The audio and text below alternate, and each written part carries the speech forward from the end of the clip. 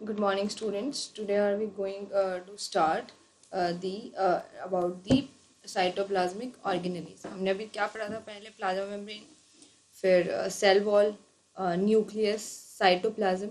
तो वो जो सेल है, उस सेल के अंदर यूकैरियोटिक सेल के अंदर हमने एनिमल और प्लांट सेल बनाए. उसमें हमने बहुत सारे स्ट्रक्चर पढ़े हैं. सेल के प्लाज्मा मेम्ब्रेन के अंदर बहुत सारे स्ट्रक्चर होते हैं जो कि पूरे सेल को मेंटेन रखते हैं. ठीक है, अब हम उन एक एक करके उन स्ट्रक्चर्स को पढ़ेंगे और उन स्ट्रक्चर का और उन जो वो जो ऑर्गेनलीज, उनको हम क्या बोलते हैं? ऑर्गेनलीज. और उनका क्या क्या फंक्शन है वो हम देखेंगे कि वो कैसे सेल को हेल्प करते हैं काम करने में. ठीक है. Endoplasmic reticulum. Inside the cell there is exist a membrane network enclosing a fluid lumen which almost fill up with the intercellular cavity. अब यहाँ ये डायग्राम है, इसमें जो ये ऑरेंज कलर के बनी हुई है, जो ये मेम्ब्रेन टाइप बनी हुई है, इनके बीच में जगह है. और ये जो न्यूक्लियस की हमने दो मेम्ब्रेन पढ़ी थी, आउटर मेम्ब्रेन और इनर मेम्ब्रेन. तो आउटर मेम्ब्रेन के साथ ये कॉन्टिन्यूस होती है. जैसे आप देख रहे हो, अंदर एक लाइन बनी हुई है ब्राउन कलर की, और फिर बाहर वाली जो न्यूक्लियस वाली मेम्ब्रेन है ऑरेंज कलर की, उसके साथ ही एंडोप्लाज्मिक रेटिकुलम बढ़ती जा रही है. ठीक है, तो ये बाहर वाले से ही कनेक्टेड होती है. दो टाइप के होते हैं एंडोप्लाज्मिक रेटिकुलम. एक होता है rough and another one is the smooth. Rough पे क्या होता है? उसके सरफेस के ऊपर राइबोसोम स्टिक होता है. राइबोसोम जो है वो उसके सरफेस के ऊपर स्टिक होते हैं, इसलिए उसको हम रफ एंडोप्लाज्मिक रेटिकुलम बोलते हैं. Because it appears like a rough surface is there. It's not the if something is, अगर कुछ आप मतलब स्टिक कर दोगे किसी सरफेस के ऊपर, तो it's not being you called at you can't called it as a smooth surface. ठीक है, तो इसलिए हम इसको क्या बोलते हैं? Rough endoplasmic reticulum. और जिसके जिसके सरफेस पे राइबोसोम नहीं प्रेजेंट होते हैं, उनको हम बोलते हैं स्मूथ एंडोप्लाज्मिक रेटिकुलम. ये राइबोसोम जो है, ये एंडोप्लाज्मिक और राइबोसोम मिलके प्रोटीन को मतलब राइबोसोम प्रोटीन सिंथेसिस करते हैं और एंडोप्लाज्मिक रेटिकुलम फिर उसको प्रोसेस करता है. ठीक है, जो प्रोटीन इन वाले राइबोसोम पे बनते हैं, किन पर? जो एंडोप्लाज्मिक रेटिकुलम के सरफेस पे प्रेजेंट है. दूसरा, अब इनके फंक्शन देखते हैं. इसका फंक्शन क्या होता है? Supporting skeletal framework of the cell, मतलब सेल के स्ट्रक्चर को भी मेंटेन करने में हेल्प करते हैं. ठीक है, स्केलेटल फ्रेमवर्क मतलब जितनी भी जो मेम्ब्रेन है हमारी बनती हैं, प्लाज्मा मेम्ब्रेन जैसे है या लाइसोसोम मेम्ब्रेन है, उन सबको कौन बनाता है? Endoplasmic reticulum. और it always a pathway for distribution of nuclear material from one cell to the another. Nucleus से कुछ भी पास होगा तो यहीं से पास होके फिर दूसरे सेल तक जाएगा. ठीक है. Certain enzyme present in the smooth endoplasmic reticulum. कुछ एंजाइम किसमें? स्मूथ वाले में. स्मूथ वाली आप ये देख रहे हैं जिसके ऊपर राइबोसोम प्रेजेंट नहीं है, डॉट डॉट डॉट नहीं है जिनके ऊपर, तो वो क्या करते हैं? वो फैट और स्टेरॉयड और कोलेस्ट्रॉल सिंथेसिस करते हैं.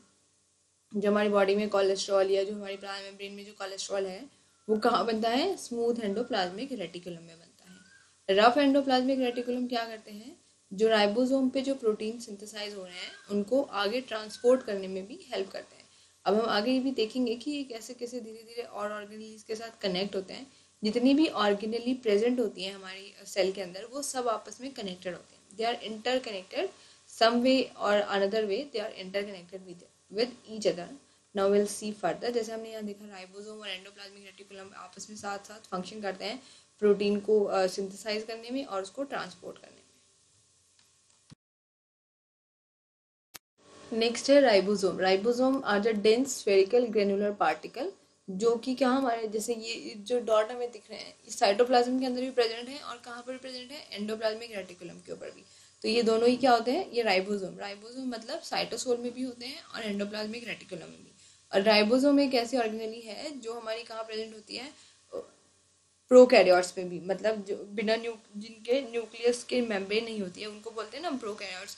उन सेल के अंदर भी राइबोसोम होते हैं, क्योंकि प्रोटीन तो उनको भी बनाना होता है ना अपनी बॉडी के अंदर. तो ये राइबोसोम है, और राइबोसोम का सबसे इम्पॉर्टेंट फंक्शन क्या है? वो प्रोटीन को सिंथेसिस, प्रोटीन बनाते हैं. हमारे बॉडी के अंदर जो भी प्रोटीन बनते हैं, मसल प्रोटीन और जो फंक्शन है, जैसे और भी जो फंक्शन होते हैं बॉडी के अंदर सारे, उनकी वो किसकी हेल्प से होते हैं? प्रोटीन की हेल्प से. वो सारे प्रोटीन्स कौन बनाता है? राइबोसोम. हर सेल के राइबोसोम क्या करते हैं? Protein synthesise. थर्ड जो है हमारा ऑर्गेनली, उसको हम क्या बोलते हैं? Golgi apparatus. गोल्गी अपैरेटस किसने डिस्क्राइब किया था? कैमिलियो गोल्गी ने. अकॉर्डिंग टू मतलब जिसने डिस्क्राइब किया उसके अकॉर्डिंग उसका नाम ही रख दिया गोल्गी अपैरेटस, एक अपैरेटस है। ठीक है, first describe by the Camillo Golgi. It consist of system of membrane bound vesicle. ये क्या होता है, एक मेम्ब्रेन बाउंड वेसिकल होता है, मतलब मेम्ब्रेन होती है। मेम्ब्रेन क्या होती है, बाहर वाली आउटर वाली जो कवरिंग होती है वो, और फ्लैटेंड सैक्स, सैक के टाइम पे सैक्स के फॉर्म पे होता है ये, और approximately parallel to each other in a stack called cisterns. जैसे ये हम देख रहे हैं क्या रखे हुए हैं, एक के ऊपर एक, इस तरह से लग रहा है कि जैसे आपने एक बुक रखी, बुक का स्टैक्स बना देते हैं आप, जैसे एक बुक रख दी, फिर दूसरी, फिर तीसरी, फिर फोर्थ, फिर फिफ्थ, इस तरह से आपने बुक्स रख दी और एक स्टैक बन गया। तो इसी तरह से ये जो गोल्गी वाला जो अपैरेटस है वो भी एक स्टैक के फॉर्म में होता है, जिसके मतलब एक एंड होता है और एक इसका जो स्टार्टिंग वाला पॉइंट है जिसको हम क्या बोलते हैं, सिस फेस। जो सिस फेस है वो किस साइड होता है, न्यूक्लियस की तरफ, और जो ट्रांस फेस है वो किस साइड होता है, प्लाज्मा मेम्ब्रेन की तरफ। ठीक है, तो जो one end of the stack क्या बोलते हैं हम उसको, सिस फेस।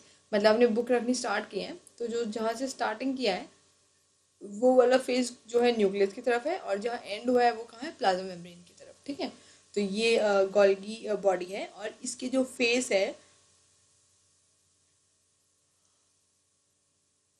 इसके जो फेस है स्टार्टिंग वाला और एंड वाला, स्टार्टिंग वाले में क्या होता है, वेसिकल्स जो हमारे प्लाज्मा मेम्ब्रेन से प्रोटीन वगैरह या जो भी आते हैं वो सारे के सारे इस गोल्गी के पास चले जाते हैं। ठीक है, फिर गोल्गी उनको चेक करता है कि वो जो चीज़ें आई हैं वो कहाँ भेजनी है, क्या ठीक है या नहीं। मान लो अगर कोई प्रोटीन बना दिया एंडोप्लाज्मिक रेटिकुलम ने, किसके लिए बना दिया, लाइसोसोम के लिए बना दिया, या प्लाज्मा मेम्ब्रेन में जाके चिपकाने। ठीक है, तो वो क्या करेगा, पहले गोल्गी के पास जाएगा, गोल्गी उसको सिस वाले फेस से अपने अंदर ले लेगा, फिर उसको क्या करेगा, उसको चेक करेगा अच्छे से कि भाई वो सही है या नहीं, उसको देखेगा पहले तो, फिर उसको देखेगा कि वो कहाँ पहुँचाना है एक्चुअली। ठीक है, फिर उसके हिसाब से प्रोसेस करेगा, उसको प्रोसेस कर दिया, और फिर उसको ट्रांसफेस में से जो ये निकल रहे हैं वेसिकल, ये गोल गोल जो निकल रहे हैं, ये सर्कल शेप में देख रहे हैं ना आप, जो गोल्गी बॉडी से अलग हो चुके हैं, वो उनको हम बोलते हैं स्क्रीटरी वेसिकल। अब वो प्रोटीन उनके अंदर चला गया है और उसको पता है, गोल्गी ने उसको बता दिया, जो गोल्गी बॉडी है, ये जो मेन जो बीच में है इसको हम गोल्गी अपैरेटस या बॉडी कह सकते हैं, उसने बता दिया उस वेसिकल को कि ये वाला जो आपको प्रोटीन है ये प्लाज्मा मेम्ब्रेन में भेजना है या लाइसोसोम में भेजना है। ठीक है, तो जितने भी जो मेम्ब्रेन बनती हैं, चाहे लाइसोसोम की है, प्लाज्मा मेम्ब्रेन है या सेल वॉल है, उन सब का मटेरियल कहाँ से पास होके जाता है, गोल्गी अपैरेटस में से पास होके जाता है। ठीक है, और क्या फंक्शन है इसका, it's synthesize near the ER is packaged, और मतलब जो भी मटेरियल है वो वहाँ पैक हो जाता है और फिर डिस्पैच हो जाता है। तो it's like we can say it's a courier between the endoplasmic reticulum and the other organelle. दूसरे जो ऑर्गेनली हैं उनके बीच में क्या है, कुरियर। और किसके थ्रू कुरियर करता है ये, अपने वेसिकल्स के थ्रू। ठीक है, और द कॉम्प्लेक्स शुगर में be made from the simple sugar in Golgi apparatus. और जो गोल्गी अपैरेटस का काम क्या होता है, जैसे जो सेल वॉल हमने पढ़ी थी वो किससे बनी होती है, सेलुलोज से बनी होती है ना, सेल वॉल ऑफ प्लांट। ठीक है, तो वो जो सेलुलोज है वो हमारा कहाँ बनता है, सेल वॉल का, प्लांट की सेल वॉल का, वो हमारा गोल्गी अपैरेटस में बनता है। ठीक है, ये इसके फंक्शन हो गए।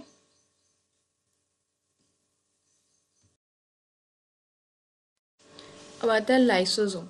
लाइसोसोम क्या है, एक टाइनी स्फेरिकल सैक है, मतलब एक स्फेरिकल सैक लाइक स्ट्रक्चर होता है जो कि साइटोप्लाज्म में प्रेजेंट होता है। ठीक है, लाइसोसोम के पास सिंगल मेम्ब्रेन है, जैसे उसके ऊपर या उसके पास क्या होती है, एक मेम्ब्रेन है, और उसके अंदर एक पावरफुल एंजाइम है जो कि जो भी उसके अंदर जो चीज़ आती है उसको क्या करता है, डाइजेस्ट करता है, मतलब ब्रेक डाउन कर देता है सारे ऑर्गेनिक मटेरियल को। तो लाइसोसोम किस तरह से काम करेगा, जैसे एक सेल, एक घर है। ठीक है, उसके अंदर बहुत सारे प्रोसेस हो रहे हैं, मतलब साफ सफाई भी होती रहती है बीच बीच में, कि कुछ भी वेस्ट है तो उसको भी आपको बाहर निकालना है। ठीक है, मतलब सारा वेस्ट तो अंदर नहीं रख सकते ना घर के ही, और जो फिर उसको मतलब प्रोसेस भी करना है, मतलब वेस्ट को आप स्टोर तो करके रख नहीं सकते, उसको मतलब ख़त्म भी करना होता है वेस्ट को। ठीक है, तो हम लोग तो क्या करते हैं, उसको बाहर गार्बेज में डाल देते हैं। लेकिन जो सेल है वो क्या करता है, सेल के अंदर होता है लाइसोसोम। लाइसोसोम क्या करता है, जितना भी जो मटेरियल है, जो मतलब वेस्ट है, वेस्ट जो मटेरियल हमारी बॉडी के अंदर, उसको डाइजेस्ट करके और उसको स्मॉल ऑर्गेनिक मटेरियल में वापस से तोड़ देता है। मतलब जहाँ से वो बनना शुरू हुआ था उसको वैसे ही वापस तोड़ देगा, ताकि वो जो मटेरियल है वो वेस्ट भी ना हो और रीयूज भी हो जाए। मतलब जैसे कोई भी जो चीज़ है, जैसे कार्बोहाइड्रेट होता है, कार्बोहाइड्रेट जुड़ जुड़ के क्या बन जाते हैं, पॉलीसेकेराइड। तो उसको वो बिल्कुल कंप्लीटली डाइजेस्ट कर देगा, जिसकी हेल्प से वो स्मॉल पार्टिकल्स हमारे दोबारा रीयूज भी हो सकते हैं। ठीक है। तो जैसे फॉरेन मटेरियल कोई भी सेल के अंदर एंटर करता है, जैसे बैक्टीरिया, फूड, या कोई पुरानी ऑर्गेनली है जो खराब होने को हो रही है, मतलब सही से काम नहीं कर रही है हमारी सेल के अंदर, उसको खराब होना है, तो लाइसोसोम क्या करेगा, उन सबको एंड कर देगा।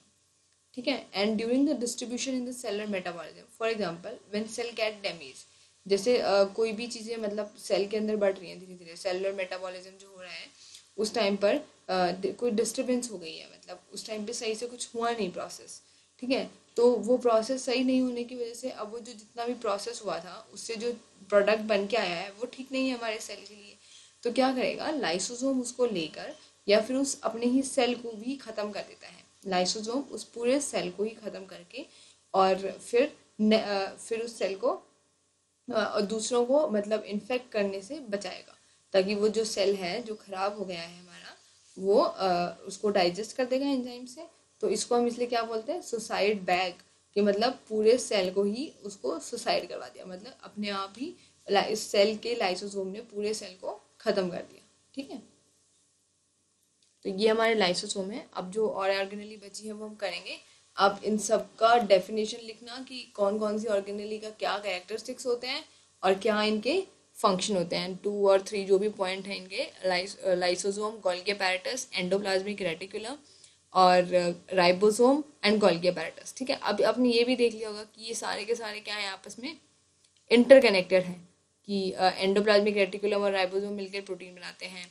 फिर उसके बाद गोल्गी अपैरेटस उस प्रोटीन को लेके जाता है, लाइसोसोम तक लेके जाता है, प्लाज्मा मेम्ब्रेन तक लेके जाता है। ठीक है।